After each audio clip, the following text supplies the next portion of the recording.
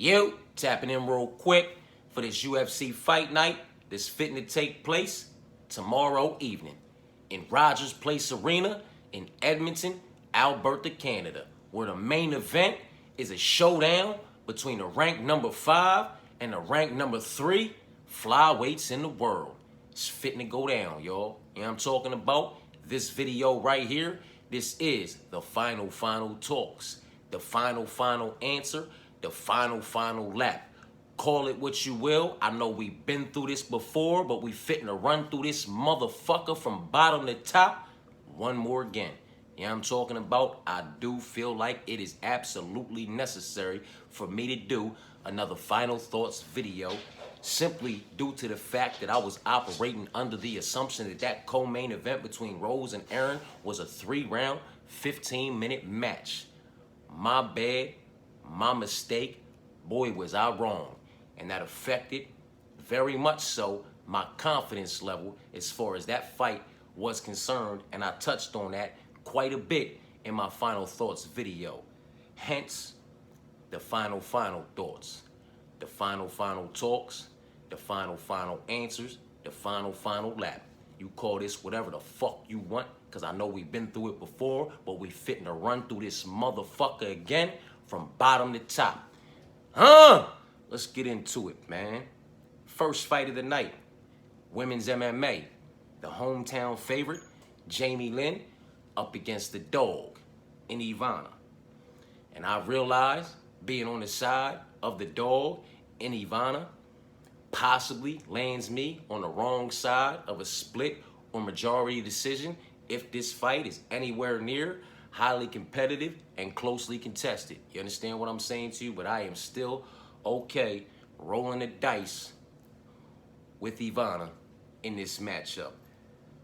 For what it's worth, I like the little 4-year youth advantage. Again, like I said, for what it's worth, 34 to 30, both very much so in their prime. One may have been there for a couple years now, while the other is very much so just coming into, you know what I'm talking about?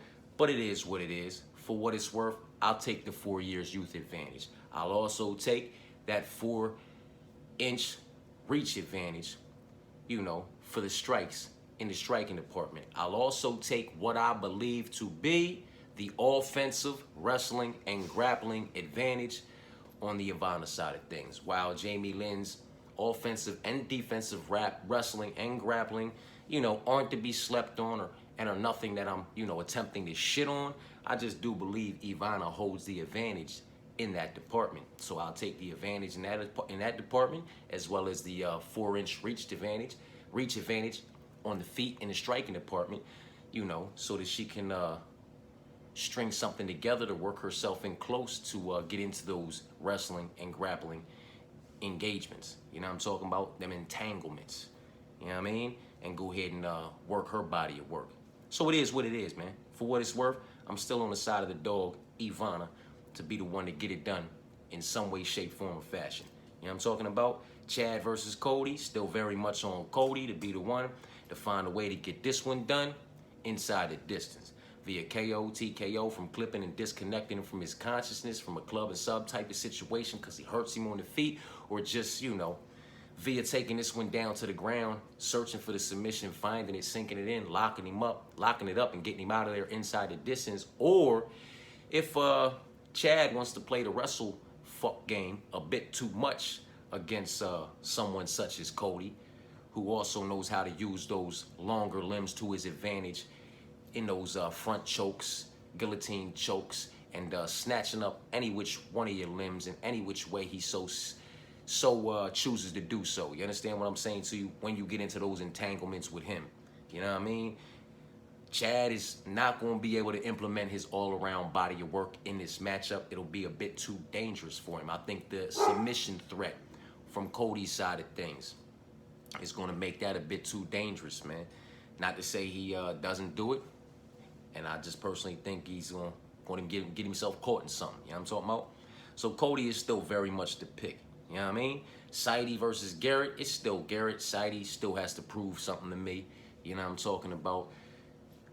win's a win, a loss is a loss. Call it what you want. Call it a robbery in his last, you know what I mean, showing, and where he lost that decision to Old Boy, but it was still a decision lost to Old Boy. So, I mean, it's not an individual who has been up against a legitimate level of opposition in his own right, and it's not an individual who is a legitimate level of opposition in his own right for us to even be arguing that fight. You know what I'm talking about? Two unproven individuals. One just happened to come out on the wrong side, whether we, you know, like the motherfucking decision or not, it is what it is, and we cannot deny the fact that the Ball Garrett, man, has put in a pretty decent body of work, man, has produced a pretty decent body of work up against a pretty decent level of opposition as far as this tier of competition is concerned. You understand what I'm saying to you? And possibly just a tier above as far as Saiti's concerned, man. So Garrett's still the pick, man. You know what I'm talking about? Alexander Romanov versus Rodrigo Nascimento. Romanov is still the pick. Still is what it is. I think he's going to smother Nascimento. I don't think Nascimento is getting a finish. Definitely not via submission in any way, shape, form, or fashion. Not putting Romanov in any kind of compromisable positions on the mat to find that submission. Not catching a front choke or a guillotine. Not pulling guard. Not throwing up any triangles. He's not finding the submission against Romanov, in my opinion. And I just don't think Alexander Romanov is going to allow Rodrigo Nascimento the space to work. You know what I'm talking about? The openings to land something cleanly, or the opportunity to find openings to land something cleanly, based off the fact that I think he's going to get this one to the mat relatively quickly, and he's going to be smothering. He's going to be a smothering individual on top of Rodrigo Nascimento for 15 minutes if he cannot find the finish inside the distance. I just believe he's going to be a bit too much for him, and he's not going to play around too much on the feet to leave the openings, the opportunities for the openings. You know what I mean? For Nascimento to land anything clean. So I'm still firm. I'm still solid with rolling the dice on Romanov in this, mid-tier heavyweight mixed martial arts matchup. You know what I'm talking about? And I'm definitely still on the side of Youssef Zalal. You feel me? Don't like that he's creeping up to that crazy price, but this is what I said. I said Zahabi was going, be even money, if not the favorite, come midweek. Zalal was probably going to creep up to like around minus 400, and he's over that minus 300, finding his way on up there. We still have another 24 hours to go. You understand what I'm saying to you? But it is what it is. I just like him to do the all-around better body of work over the course of 15 minutes, man. Don't necessarily know if he's going to find a finish over Jack, but he might. You know what I'm talking about? He might. And Charles over Victor. The most uneasy fight on the card for me as far as my nerves. You know what I'm talking about? I'm still on the side of Victor because I still believe if Victor shows up, it does not matter how much Charles shows up. It won't be enough for Victor that shows up. You understand what I'm saying to you? All he has to do is show up, man. My fingers are crossed that this young man shows up because in my personal opinion, Victor is one of these individuals that can make this slight dog tag, or if they were even money, he's one of these individuals that can easily reverse that and be looking like a minus 300, 400 through the first round. You know what I mean? They close out the first round going into the second. He's a significant favorite. All he has to do is show up.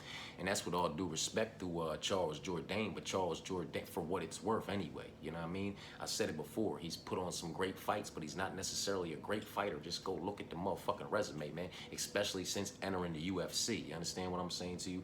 Great fights don't make for great fighters, man. Now, he is solid. He's well-rounded. He's good, man, but he's not great anywhere.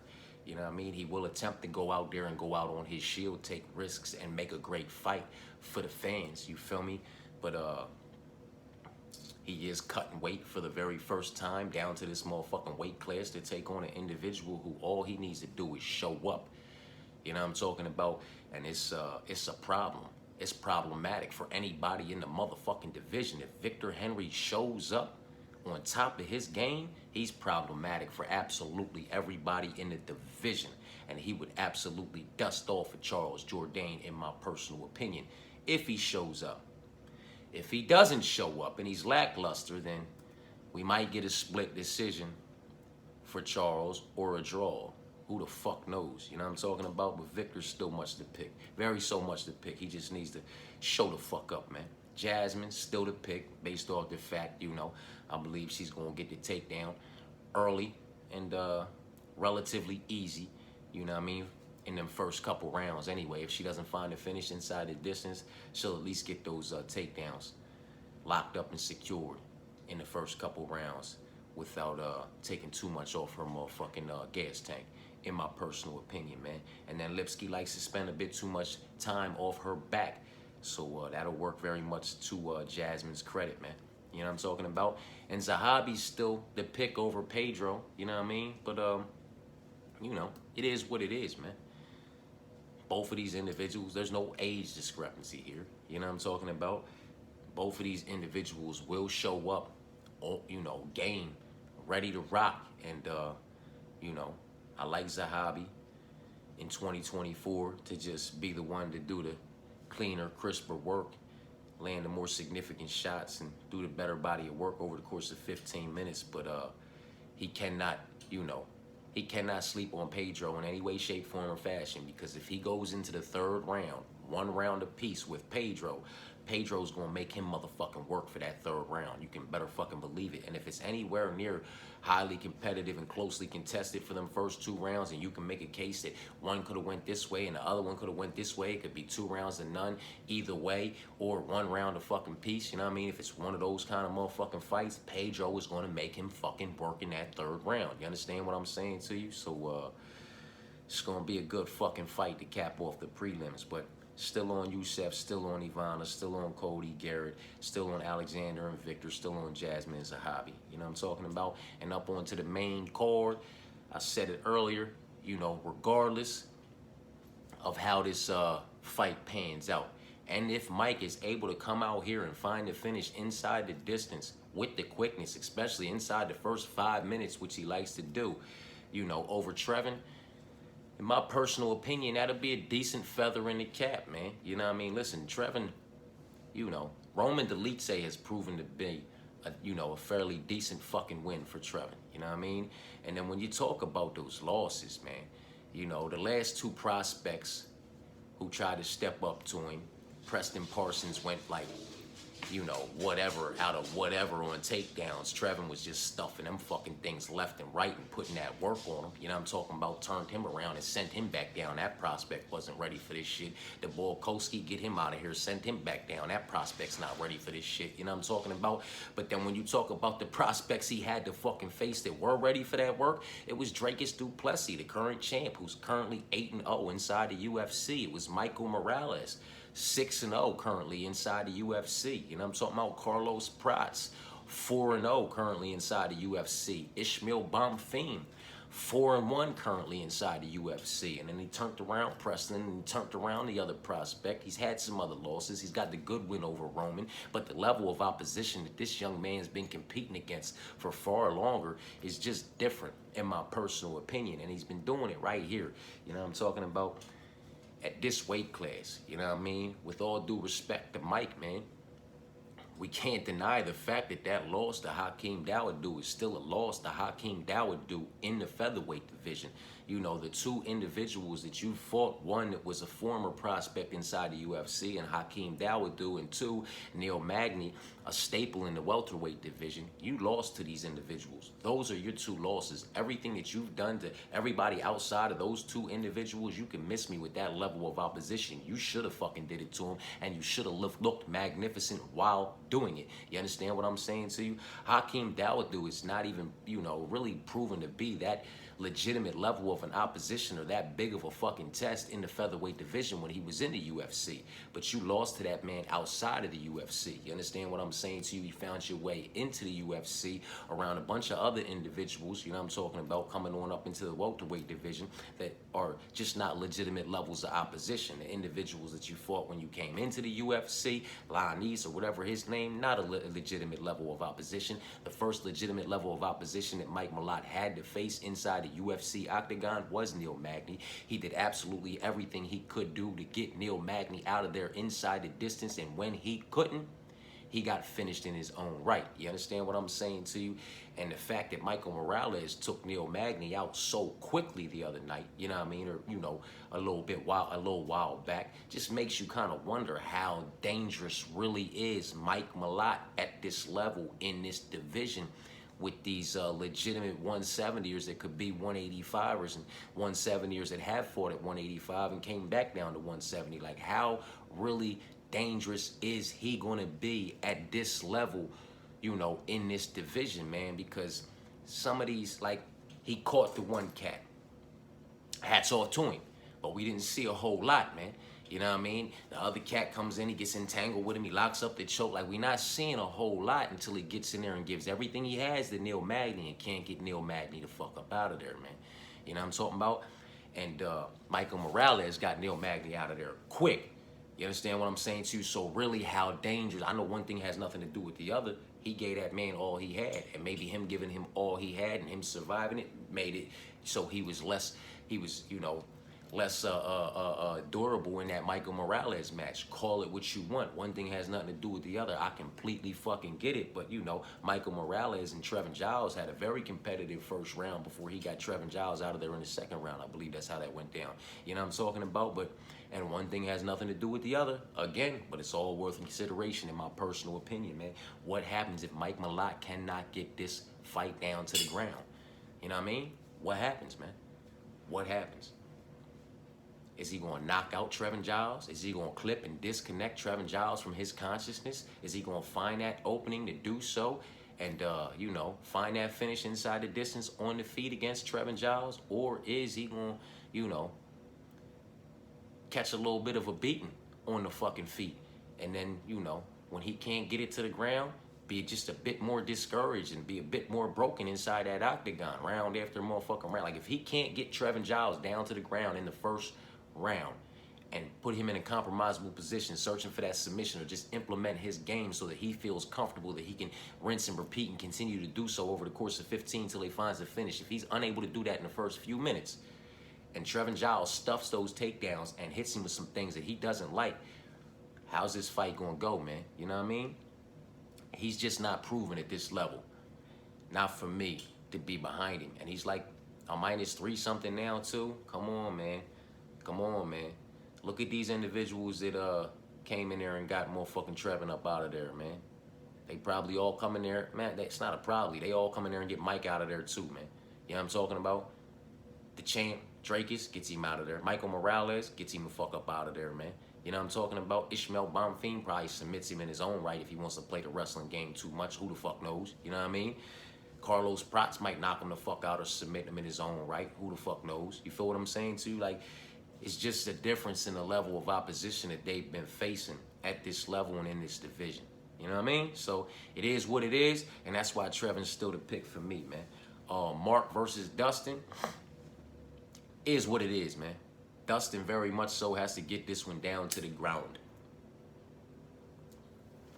I don't know that he'll find much success on the feet, or maybe the fact that Mark is going to be expecting him to get it down to the ground, he could find a little bit of success on the feet and hurt him with something so that when he moves in and get it down to the ground, putting him in a compromisable position and finding that submission, is a bit easier, because he might already be in a compromisable position when you hop on his ass after, cracking him on the feet. It is what it is, man. I could see Mark finding that chin over and over again until he gets him the fuck up out of there. But I could see Dustin grinding this shit out and making this shit dirty. You know what I'm talking about? So Dustin's still gonna be the pick. Caio versus Ribeiro. It is what it is. You know what I mean? I'm not doing no pick switching, just properly preparing myself to be on the, wrong side of some of these picks. And I could see Ribeiro, implementing an all-around body of work and winning this one via decision. You know what I mean? I honestly believe Ribeiro via decision or on points, wherever you can find it in the methods section, in the props, is a solid motherfucking play. And it's a nice almost somewhere between 7 and 10 times your money too. You know what I mean? But I think he can find a finish inside the distance via submission, via KO, TKO from the top position, silverback, you know what I mean? Just pounding down on him, trying to put him in a compromisable position. He could find that submission, or he can grind this one out, much like, you know, Austin Lane did the old boy and Saucer Boy did the old boy. He could just kind of grind it the fuck out, not really, you know, get the right position to really put him in a compromisable position and really throw up any submission attempts, but just kind of do enough to keep from getting stood up. And it is what it is, man. I can see Ribeiro running away with this one on the cards, though. You know what I'm talking about? Locking up and securing takedowns in every single fucking round. So, while Caio remains the pick, we'll touch on that in a minute. I can see Ribeiro getting this one done. Janata versus Derek. Janata remains the pick, but you know, this is another one that I wanted to switch. I'm gonna touch on that in a bit on why I'm not doing those switches. And it just is what it is, man. You know what I mean? That's on me. This fucks up my pick percentage, you know, my, you know, wrong to right ratio. You feel me? Then that's on me for not doing my absolute 100% due diligence and giving Derek the respect he deserves. That's on me. That's on me because I knew better. You know what I'm talking about? I fucking knew better. It was here. And instead of bringing it here and letting it come out of here, I just pushed it back here. You know what I'm talking about?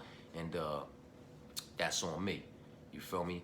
But while I do believe Janata to be the more technical practitioner on the feet, I do also believe Derek to be the better mixed martial artist. You know what I'm talking about? The better all-around mixed martial artist who can, if he so chooses to do so, mix this, you know, mix it up on this young man, frustrate this young man. And I feel like he is, you know, he's not Austin Lane. Derek gets you down to the ground. He's very much so trying to fucking rain down on you and put the, you know, put his motherfucking fist or his elbow through the front of your motherfucking skull and out the back of your cranium and just dent or go through the fucking canvas. You know what I'm talking about? Like, he's trying to put fucking damage on you and get you the fuck up out of there because he's not trying to rinse and repeat these takedowns. You know what I'm talking about? He's not trying to have to keep doing this shit. If I gotta go ahead and get in on this motherfucking takedown, and, you know, and I get this motherfucker down, you can best believe he getting everything I got while we down this motherfucker to make sure he don't get back up. Because I'm not trying to have to keep going through this shit. You understand what I'm saying to you? That's how I feel about Derek, man. You know what I mean? So when Derek gets you down, he's a bit different on top of you. You know what I'm talking about? And I could see that happening. I could see Derek, you know, coming out there. And maybe Derek feels something from Janata and, you know, isn't worried about it, so just stays on the feet trying to find that one shot, you know what I mean? And maybe he finds that shot because Janata, you know, upon further investigation, I came to the conclusion that Janata, by these lower level individuals, does get touched just a bit too much for my comfortability up against somebody like Derek Lewis, much like I said when Ikram was coming in to fight Robert Whitaker, man. You know what I'm talking about? When Ikram was a slight favorite leading Robert Whitaker a slight dog, I said the ball Ikram gets hit just a bit too much for my comfortability to be getting locked in a cage with somebody like Bobby Knuckles, Robert Whitaker, who's going to touch you, man. You know what I mean? You're sitting there and you're trying to play that motherfucking stand-up striking game with him, that distance and range game with him, and you get touched a bit too much by these lower-level individuals. Bobby touch you up, he's going to knock you the fuck out. Like, you're getting hit 2, 3, 4 times, you know what I mean, a minute, and your striking defense is this on average. You're getting hit with this many significant strikes on.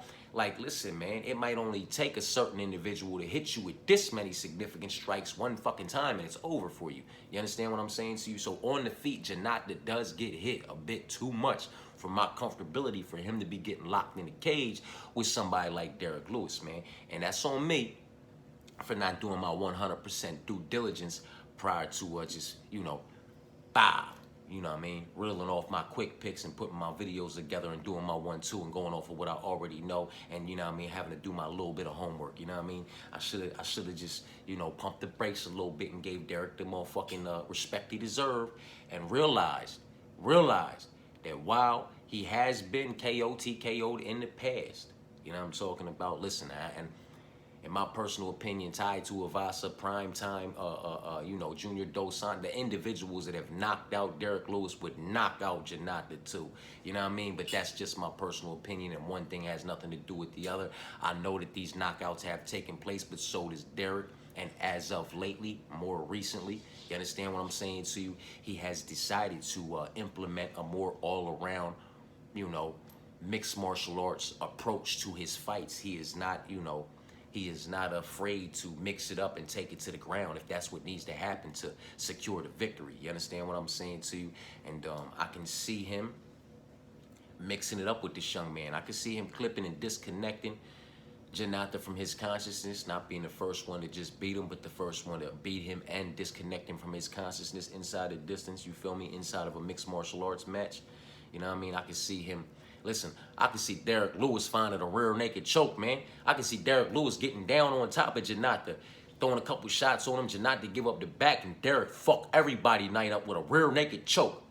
Second round rear naked choke by Derek Lewis. Fuck up out of here. And I could see him dragging this one out to a motherfucking decision, man.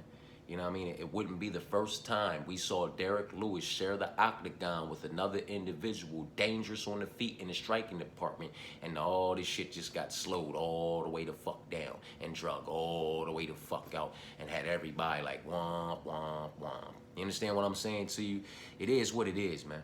It is what it is. Janata's gonna remain the pick as far as picks are concerned, but I am more confident, that Derek gets the job done.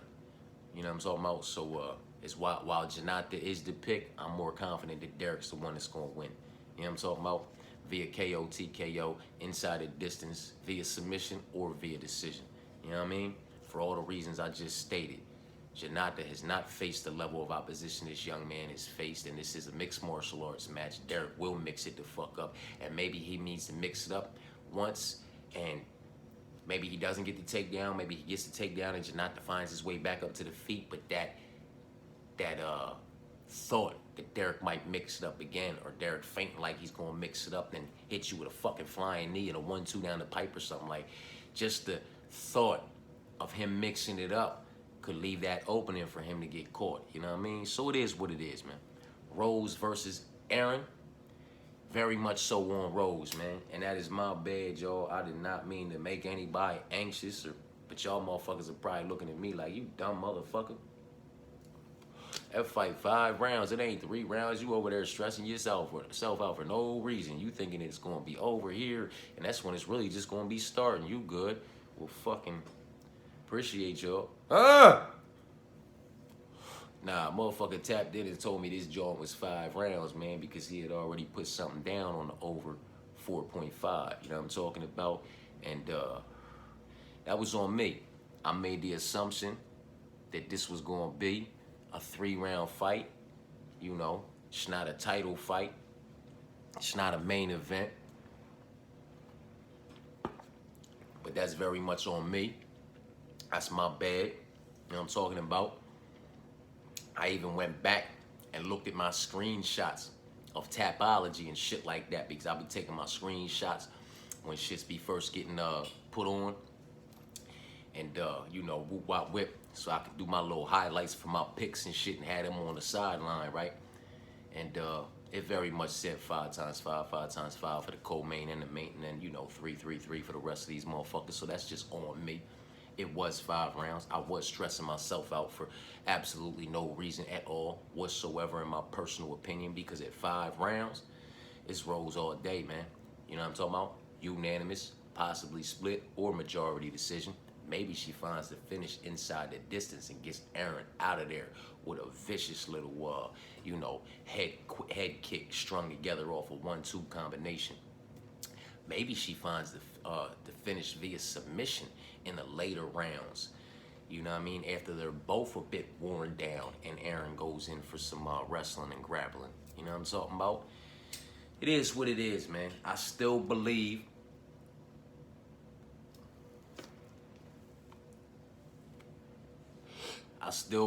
Aaron Blanchfield is going to find a lot of her success in the first 2 rounds. You know what I mean? In the first 11 to 12 minutes. You know what I'm talking about?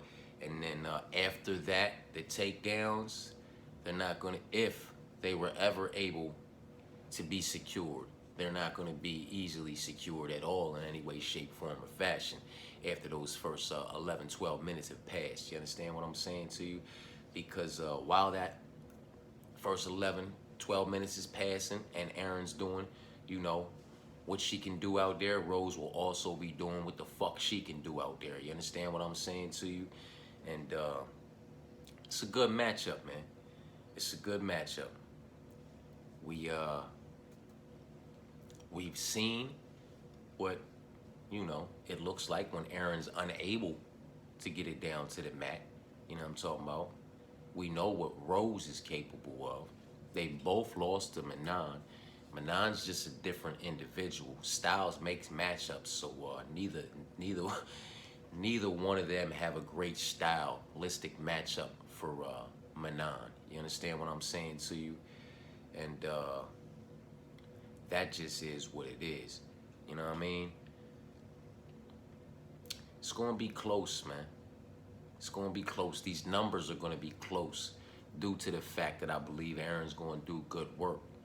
You know, maybe Rose catches her and hurts her in the first round and slows all that shit down, and then she starts to pick up and do good work for the second and some of the third round. Still good, though, because Rose won the first round. If that's the case, then Aaron comes out and makes a case for the second and possibly the third, and then Rose does her thing in the fourth and the fifth. You know what I mean? It's going to be close either way you look at it. It's going to be a roller coaster. Both of these young ladies are going to have their moments. You know what I mean? We shall see, man. Rose is still the pick. You know what I'm talking about? And I am more confident that it's 5 rounds.